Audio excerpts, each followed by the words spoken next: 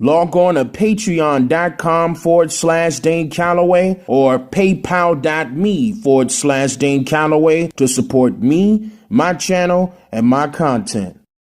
Any amount is much appreciated, and I humbly thank you.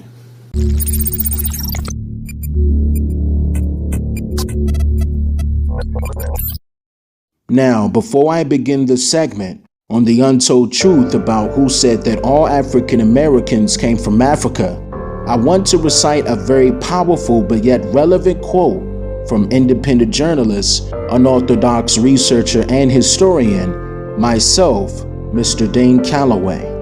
And that is, if you live in the present but have no idea about your past, inadvertently your past can return in your present, affecting your future.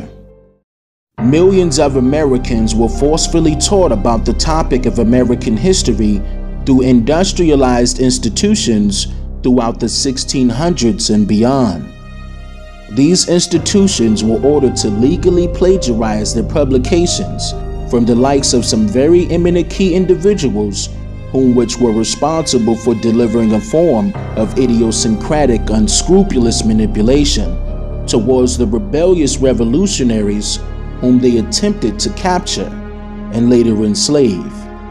In other words, this was a mastermind tactic utilized to implement fear and sorrow into the mindset of the millions of indigenous Aborigines in order to make the Aborigines halt their respective rebellions against the uprising of the Caucasoid European regime. The copper-colored Americans, or rather the Aborigines of America, who were born in America between the years of 1740 and 1912, are very essential to Aboriginal American history, for they knew exactly of the unadulterated truth surrounding our actual history here in America. Many books were published during the late 1700s and well into the mid-1800s, but very few were written by Indian and/or African slaves. Of course, due to slavery and its many laws surrounding it, preventing the Aborigines and African slaves to read and write in their respective original languages and/or the English language. Allegedly, the first recorded, quote, African slave to have been able to publish any book in America was given the name of Phyllis Wheatley. Phyllis was famously known for writing beautiful poems in the English language, depicting various topics from her natural imagination. Her poetry was published in the year of 1773 in a book entitled Poems on Various Subjects, Religious and Moral. Phyllis Wheatley was said to have been of African descent, having been born somewhere located in West Africa. However, there are no authentic historical records of her actual place of birth, nor of her original date of birth, so all entities documenting her origins are fictitious and shall be taken with a grain of salt.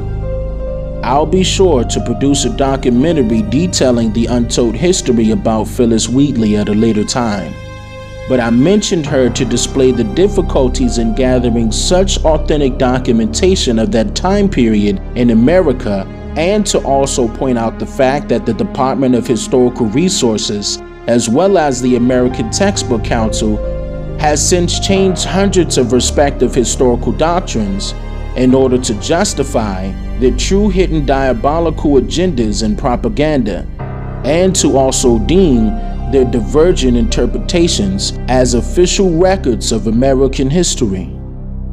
Furthermore, this consistent method keeps authentic historical data in the dark from the public's eye.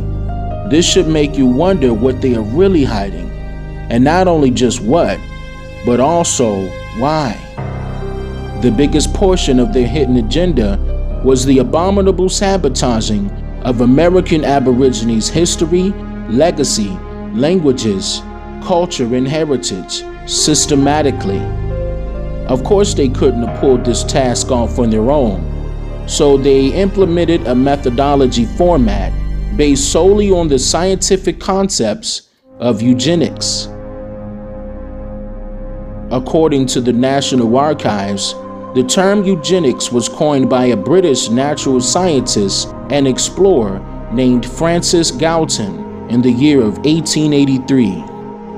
There is a gift and a curse to utilizing this method of manipulative science, because it is said to help improve a selected group of people and their future generations to come, to overtake and oversee yet another set group of people and their future generations by way of extermination of their mindsets only.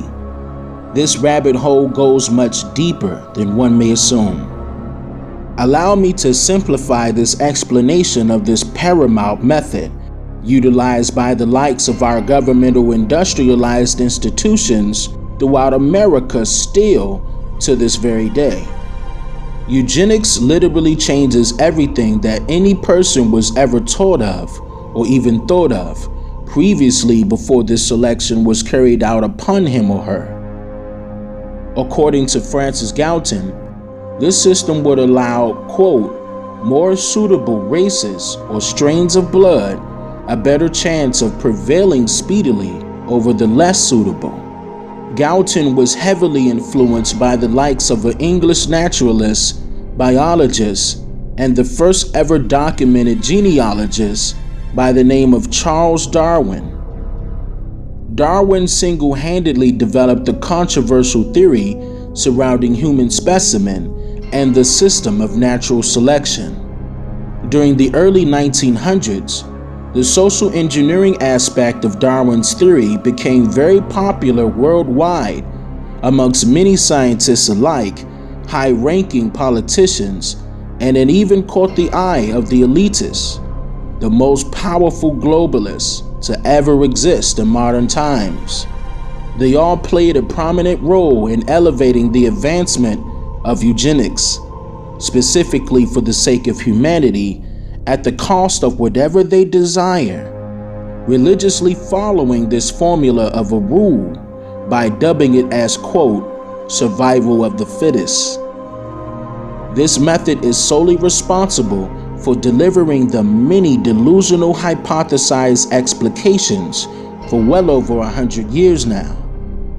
For example, the heavily popularized 1976 fictional novel called The Roots, which was allegedly written by a black former U.S. Coastal Guard First Sergeant named Alex Haley, was intentionally utilized to further dismiss the actual history of the Aborigines of America. For starters, Alex Haley, along with unknown co-conspirators, created the Kente Foundation in 1972, 4 years prior to the release of the novel The Roots, in order to create and manage manipulative records that aided his fictitious storyline, as well as to allegedly help in tracing black genealogy, in which this foundation quietly became a few famously known ancestry DNA companies soon after. Due to its popularity and overwhelming responses of intrigued black Americans, Haley was forced to admit that his novel was merely fictional and not based on a true story like it was originally published as such.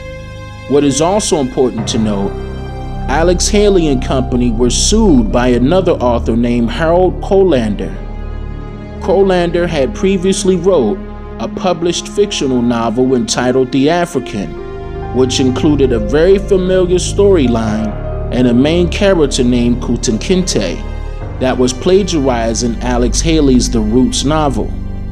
This suit was settled outside of court, and Colander was awarded a whopping total of $650,000. This should also make you question all of Haley's work in general, especially his 1965 novel called The Autobiography of Malcolm X, as it was released only after Malcolm X's assassination without written nor verbal consent of Malcolm's direct family members. Plus, he admitted to changing up multiple things he originally wrote, and which the majority of the public has no idea of. In conclusion, I would like... Hello, I'm William Attlee, and this is a news brief with truth. See the men on the screen. They are the ancestors of the African American, but there is a problem: their true identity. Thomas McNeely has the story. Well, William, the African American community is deeply divided due to the tagline, African Americans ain't Africans, which can be found in numerous places on the web. Now, it should be obvious as to why it's causing a commotion, but if it escapes you, let me explain. The current American education states African Americans were brought to America as slaves from Africa, which is simply not true. They are American indigenous, not descendants of Africans. As they say, the truth is stranger than fiction.